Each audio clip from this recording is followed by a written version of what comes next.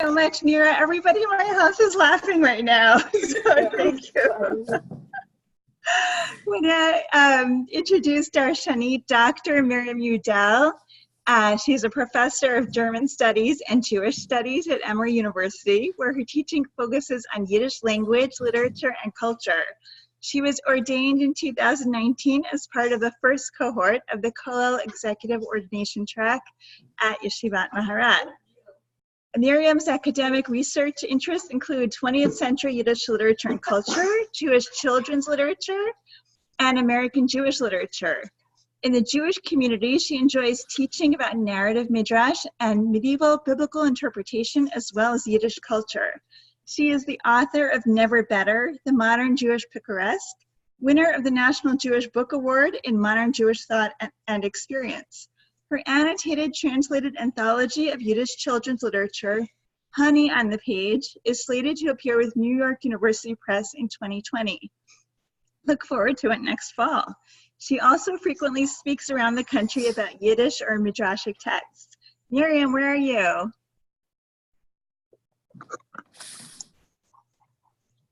Am I unmuted? Yes, hi. Hi, you can hear me? Shana Tova. All right, so take it away. Great. So thank you so much to the leaders of SVIVAH for inviting me to do this. I think that being in our kitchens cooking can be so isolating and so lonely. And I looked a few minutes ago as I was just trying to make sure that I found my way here, and it seemed as if there were about 100 participants. So we've really come together and formed this community. And I thought that it would be fun actually to talk about a piece of Yiddish children's literature or Yiddish youth literature that's also about forming community despite all kinds of barriers or obstacles. So this is a story that was published 90 years ago in 1929 by Sholem Asch, who was one of the most prolific Yiddish authors of the 20th century. He lived from 1880 to 1957, and he was really fearless in the kinds of topics that he would take on in his writing. He tackled things like prostitution, lesbianism, and I'm talking about, writing in the 20s and before about lesbianism. You might have heard of a play called Indecent that was based on a play that he wrote. But he also wrote a lot for children, and he was also pretty fearless in that respect. The story that I want to talk to you about is called Der Dorf Tzaddik, or the village tzaddik, or the village saint. And it's about a boy named Yashek who learns differently than his peers. He's part of, very unusually, he's part of a rural Jewish family, and everybody thinks of him as kind of a peasant. His family is part of a farming community, and he's really not much of what people conventionally think of as a Jewish boy. He's not very good at the lessons that they get for him with a tutor to teach him to pray, to daven, or to read from the Torah. The tutor gets frustrated and says to his father, "Go try to deal with a mule brain." And he shakes his head, and the mother just looks at her son and sighs, and everybody's very frustrated with Yashek and his apparent lack of intellectual ability. But the fact is that Yashek is a very different kind of learner and thinker, and he has a really rich inner life, and it's very deeply bound up in the natural world. And he develops a whole theology. So I'm going to read you Asha's words in my translation. He saw God everywhere, wherever his eyes looked. He saw God right there, where the stream flowed quietly and murmured deep secrets to the quiet, calm, grassy bank. And over there, far away, where a cloud pulled itself across the sky with a sad darkness. At those times, he sensed something, wanted something, longed for something. And he reflects a lot on what he's being asked to learn, namely how to daven. And he says, the whole thing is about approaching God, but it seems like God is dwelling in a palace, and the palace is protected by these Swiss guards who don't want to let him in because he has a hard time reciting the Hebrew words.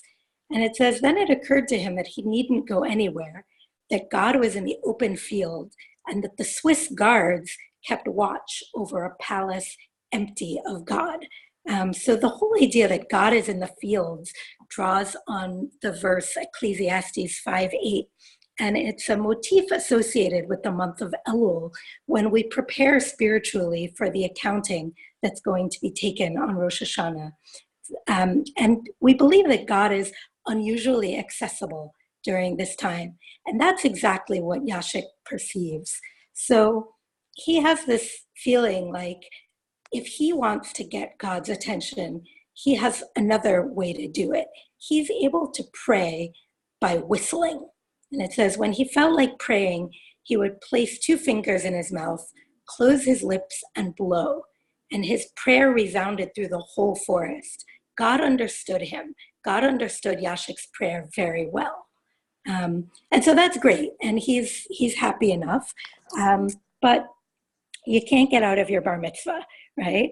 So as age 13 is approaching, there's a lot of social pressure, and his birthday, it turns out, is Rosh Hashana. So his parents buy him a new suit, they buy him shoes, and they prepare to take him into town so that at least he can make an appearance in shul on Rosh Hashana and kind of observe a low-key bar mitzvah.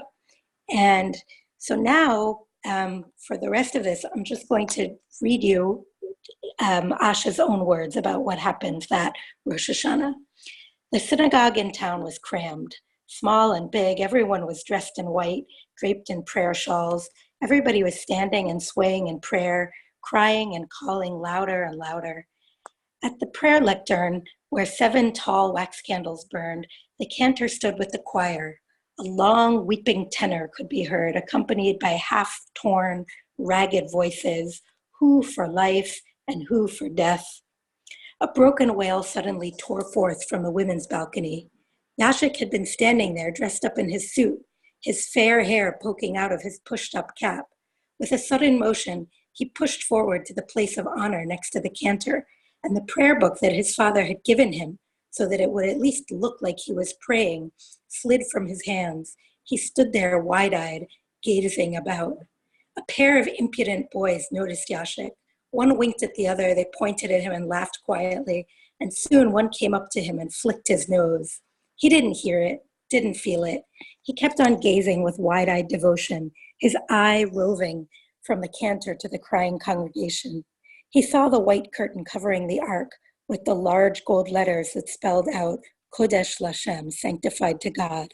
God must be here now, right there behind the curtain, he thought to himself.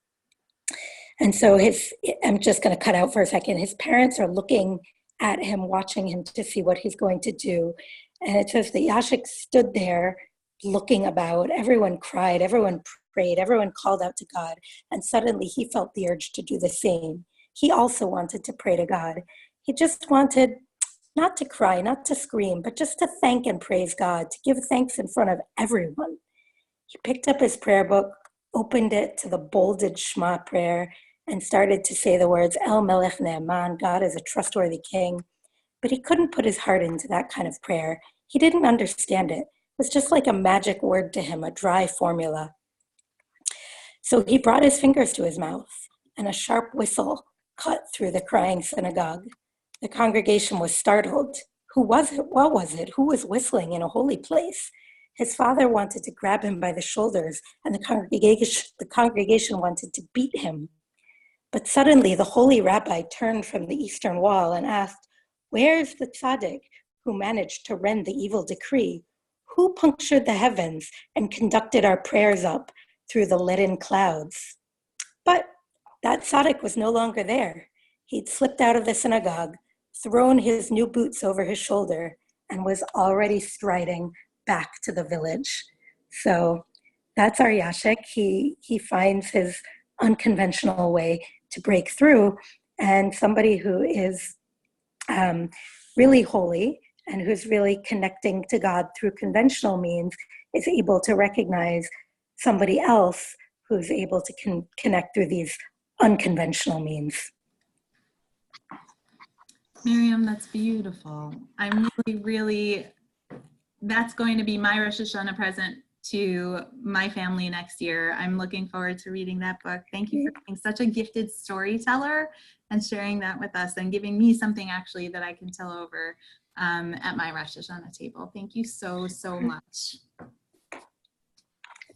Shana Tova to you. Send love to Atlanta. Shana Tova. Thank you.